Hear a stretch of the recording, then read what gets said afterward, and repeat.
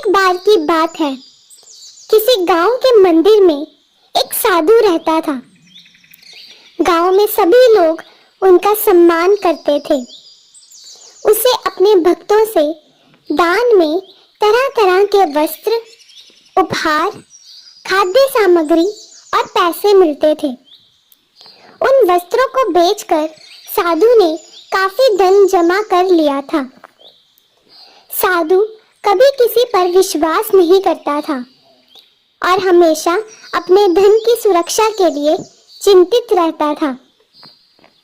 वह अपने धन को एक पोटली में रखता था और उसे हमेशा अपने साथ लेकर ही चलता था।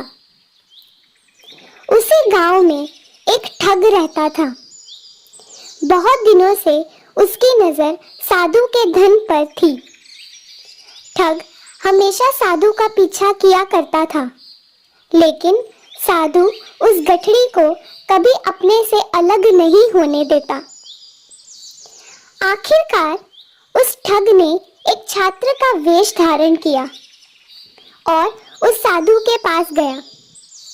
उसने साधु से मिन्नत की कि वह उसे अपना शिष्य बना ले, क्योंकि वह ज्ञान प्राप्त करना चाहता था। साधु तैयार हो गया और इस तरह से वह ठग साधु के साथ ही मंदिर में रहने लगा। ठग मंदिर की साफ सफाई से लेकर अन्य सभी कार्य भी करता था और ठग ने साधु की खूब सेवा की और जल्दी ही उसका विश्वास पात्र बन गया। एक दिन साधु को पास के गांव में एक अनुष्ठान के लिए आमंत्रित किया गया। साधु ने वह आमंत्रण स्वीकार किया और निश्चित दिन साधु अपने शिष्य के साथ अनुष्ठान में भाग लेने के लिए निकल पड़ा। रास्ते में एक नदी पड़ी और साधु ने स्नान करने की इच्छा व्यक्त की। उसने पैसों की गठरी को एक कंबल के भीतर रखा और उसे नदी के किनारे रख दिया। उसने ठग से सामान की रखवाली करने को कहा और खुद नहाने चला गया। ठग को तो कब से इसी पल का इंतजार था।